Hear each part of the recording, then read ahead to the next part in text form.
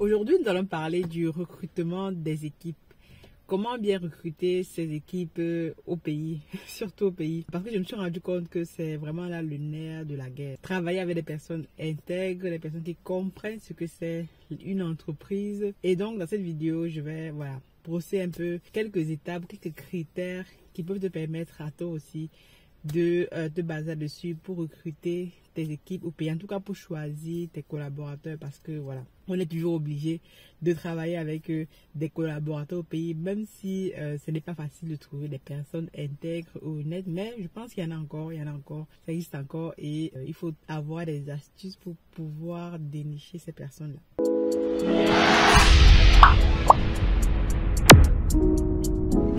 Bienvenue sur Masora Business. Ici, je te partage mon expérience dans le business.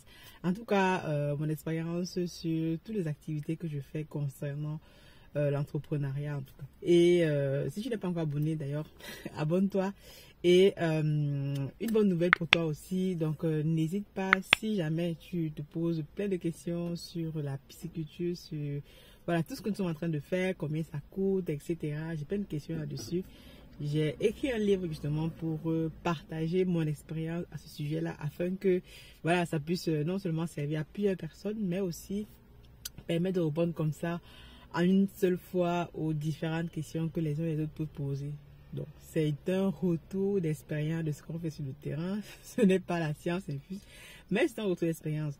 Et ce livre-là est en cours d'édition. D'ailleurs, vous pouvez déjà le commander ou le précommander sur le lien qui s'affiche ici en bas de description, parce que là dedans vous allez apprendre un peu plus sur ce que je fais, sur moi, pourquoi, voilà, on va dire on rentre vraiment dans le vif du sujet. J'ai tout donné, tout partagé, en tout cas toutes les connaissances que j'ai en tout cas dans le domaine de l'investissement au pays, et je pense qu'il y a des choses que tu vas apprendre et qui vont tout simplement t'aider à aller au niveau supérieur. Aussi, si tu es intéressé par la formation Amazon, c'est intéressant, même lorsque tu investis au pays ou pas, d'avoir d'autres sources de revenus super importants. Cette formation-là est déjà disponible sur Aniel et Tatiana Academy. Donc tu peux aussi aller prendre cette formation, t'inscrire à l'école et prendre la formation. Actuellement c'est en période de lancement, donc nous avons une promo, on a même la possibilité de payer en plusieurs fois parce que ça nous a été demandé aussi. Et donc les premières personnes qui prendront les formations auront bien sûr un accompagnement de moi-même et de ma collègue avec qui je fais la formation. Donc si tu es intéressé par des formations Amazon pour comment vendre sur Amazon, parce que voilà, même si tout ce qui arrive, moi je continue de vendre sur Amazon, je génère des revenus là-bas et au pays aussi, malgré toutes les difficultés qui nous arrivent, mais là c'est sur le long terme. Aujourd'hui donc je voulais qu'on parle de comment recruter ces équipes au pays, en tout cas quelques pistes qui vont te permettre à toi aussi, si tu es dans mon cas, tu investis au pays à distance, même si tu es sur place, il y a des techniques qui peuvent sûrement t'aider. Et en fait on va partager ici comment recruter les bonnes personnes, parce que au fur et à mesure on se rend compte que trouver des personnes intègres, honnêtes, qui comprennent ce que c'est l'entreprise, l'entrepreneuriat, c'est difficile. C'est pour ça qu'on se trouve avec des personnes qui vous volent, des personnes qui vous arnaquent, des personnes qui vous font tout un tas de choses dans une entreprise parce qu'ils ne pensent qu'à leur gain présent. Ils ne pensent pas à ce qu'ils vont devenir eux-mêmes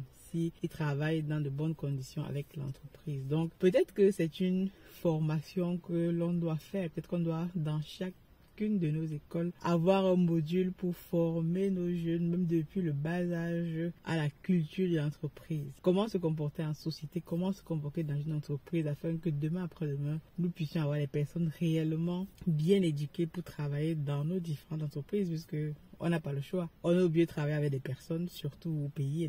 Le but déjà même pour lequel on va travailler au pays, c'est pour embaucher les frères et les sœurs, voilà, parce que il n'y a pas de travail sur place, les gens se plaignent de la vie qui est chère, et le fait de créer donc de l'emploi permet aussi d'embaucher non seulement ces personnes, mais aussi de contribuer donc à réduire le chômage, à développer le pays. Vraiment, c'est quelque chose qui est gagnant-gagnant, mais il se trouve que les uns et les autres ne comprennent pas toujours le bien fondé de pourquoi travailler dans une entreprise. C'est vrai que le vol est déjà institutionnalisé. Donc tout le monde, dès qu'il peut te voler, il te vole. Même s'il peut te voler, même le cure-dent, il va te voler. Mais moi je ne m'arrête pas à ça. Je pense qu'il y a encore des personnes intègres, des personnes honnêtes au pays avec qui on travaille.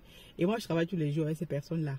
Hormis ceux qui nous volent, mais il y a aussi parmi ceux-là des personnes qui comprennent les sacrifices qu'on fait et qui sont prêts à mettre du sien à travailler pour nous aider à atteindre notre objectif. Et donc, moi, je dois recenser ici quelques qualités, quelques critères qui vont te permettre de repérer ces personnes-là. Donc, première chose ici, j'en parle aussi dans mon livre, c'est surtout la recommandation. Moi, je passe beaucoup par la recommandation. C'est vrai, on peut te recommander quelqu'un qui savait être un voleur, qui savait être quelqu'un qui ne comprend pas les enjeux, mais la recommandation, c'est un système assez puissant.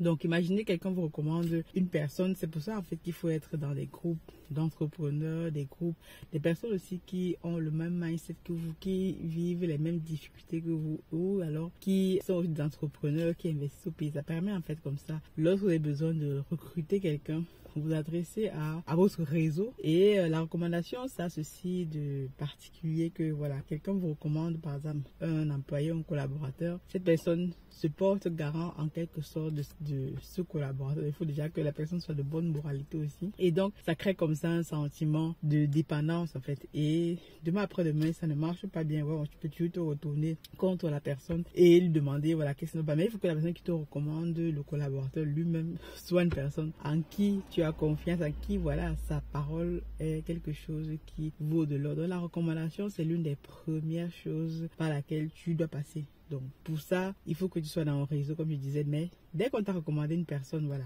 Deuxième étape maintenant, ce que nous on fait de plus en plus, c'est une enquête de moralité. C'est pour ça que lorsque tu investis au pays, voilà, tu dois aussi avoir des personnes sur place sur qui tu peux compter, par exemple, qui sont capables d'aller faire une enquête sur cette personne-là. Imaginons aujourd'hui, la personne va vous envoyer son CV, j'ai fait ça, j'ai fait ça, j'ai fait ça. Quoique même le CV aujourd'hui, ça ne compte plus pour grand-chose. Mais la personne vous envoie votre CV, son CV. Et derrière, comment vous rassurer qu'il a vraiment les compétences qu'il dit? Ou alors, parfois, vous demandez aussi les références. Où est-ce que la personne a déjà travaillé? S'il faut, tu peux envoyer quelqu'un aller regarder où il a déjà travaillé, les contacts, se renseigner un peu dans les différentes entreprises dans lesquelles il a travaillé, comment il était, quel est son comportement. Donc quelqu'un voilà, qui va se charger de faire une petite enquête de moralité par rapport à cette personne-là pour bien se rassurer que voilà, ce qu'il dit est effectif et que le travail qu'il a fait est visible quelque part. Si tu dis qu'il a déjà eu des fermes piscicoles, peut-être que tu peux lui demander d'aller voir ces fermes piscicoles. S'il a déjà eu des fermes, ici tu peux lui demander tout un tas de choses. Vraiment connaître profondément cette personne. Bon, même si on ne peut jamais connaître les personnes vraiment profondément, mais l'enquête de moralité est importante. Maintenant que tu as passé l'enquête de moralité, imaginons que voilà, c'est un profil qui match. Bon, maintenant tu veux dire voilà, tu veux embaucher dans cette personne-là. Je fais un contrat avec les termes du contrat. Donc les termes du contrat, déjà il faut qu'ils viennent déjà peut-être si on parle de travailler dans une ferme et que tu viennes voir aussi tes installations si c'est possible, qui regarde et tout et voilà, tu dois avoir voilà. Alors, je passe l'entretien classique et tout que tu veux, que tu dois peut-être avoir lui, mais il faut qu'il vienne voir tes installations, voir ce qu'il est possible de faire réellement en fonction de ses compétences, parce que c'est vrai que les gens vont toujours dire je sais faire ça, ok, bon, ça tu peux être à l'abri de ça. Donc, mais je pense qu'il faut que la personne vienne voir tes installations, voir ce que tu fais, et s'il est capable de le faire et tout, ok, regarde, voilà. Pendant ce temps-là, la personne qui est en charge de faire la visite aussi va aussi examiner son comportement et te dire est-ce qu'il se sent à l'aise ou pas. Et voilà, tu peux aussi avoir un jugement de cette personne-là ou un retour par rapport à cette personne-là. Ensuite, si les étapes sont OK, maintenant tu peux passer à la phase de contractualisation. Mais en termes de contrat maintenant, ce qu'on fait de plus en plus, c'est voilà, un contrat de courte durée. Vraiment une courte durée déjà pour savoir si cette personne pendant cette courte durée est capable de faire ce qu'elle dit. Une courte durée, donc 3-4 mois. Bon, ça peut être une période d'essai renouvelable même si possible, avec un salaire minimum. Un salaire minimum, voilà, compte tenu de ce qui se fait sur le marché.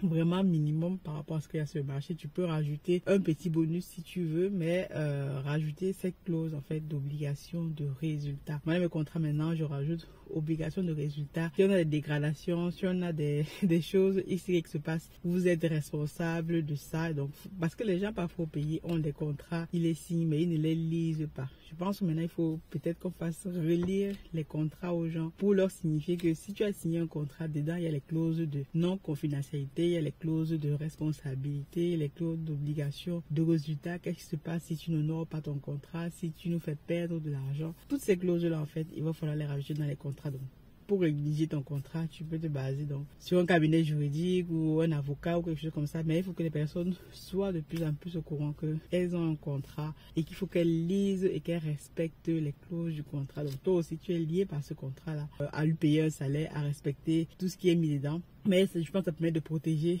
les uns et les autres. Dès qu'il a lu le contrat, laisse-qu'il leur donc OK. Maintenant, tu peux commencer la collaboration avec lui. Donc, ça va durer le temps que ça va durer. Si les 3 mois ou les 4 mois que tu as mis en tant que période d'essai se passe bien, tu peux me renouveler la période d'essai 2, 3, 4 fois, même pas même 6 fois pour être sûr que cette personne-là, voilà, au bout de peut-être 6 mois de collaboration, 8 mois de collaboration, voire même 1 an, ne se transforme pas en quelqu'un qui va finalement être quelqu'un qui te pique tout le temps. Et derrière chaque personne, il va falloir rajouter du contrôle. Maintenant, j'ai compris du contrôle, c'est-à-dire que tu recrutes une personne lambda, derrière, il faut que quelqu'un soit là pour le contrôler, suivre son travail, voire même va de façon inopinée, de façon inattendue. Regardez comment il fait, les process, tout ça. Donc, s'il y a des choses qui ne vont pas, directement, le rappeler à l'ordre. Et s'il ne respecte pas, là, c'est la porte dehors. Mais il faut que les gens comprennent que lorsqu'ils signent un contrat maintenant et qu'ils commettent des impairs sur le terrain,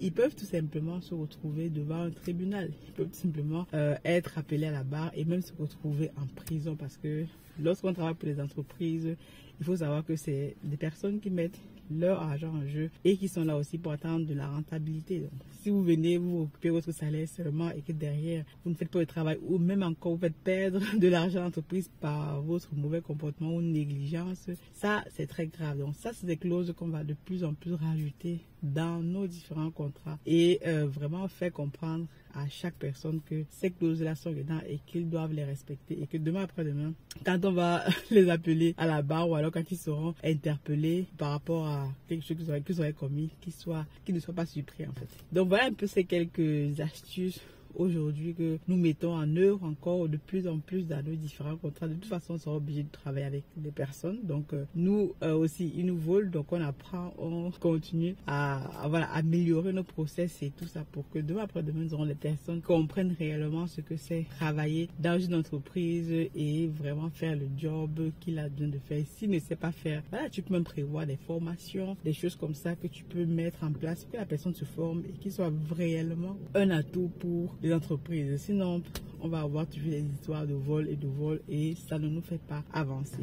Dis-moi donc ce que tu en penses. Si j'ai oublié certains critères ou certaines choses que tu penses, tu me le dis en commentaire. Mais en tout cas, le but ici est que nous ayons des personnes qui comprennent réellement ce que c'est que travailler dans une entreprise et c'est aussi pour leur bien et pour le bien de tout le monde. Parce que si l'entreprise gagne de l'argent, toi aussi tu gagnes de l'argent et tu évolues dans ta condition sociale. J'espère que cette vidéo a fait sens pour toi. Si tu n'es pas encore abonné, abonne-toi et on se retrouve à la prochaine vidéo.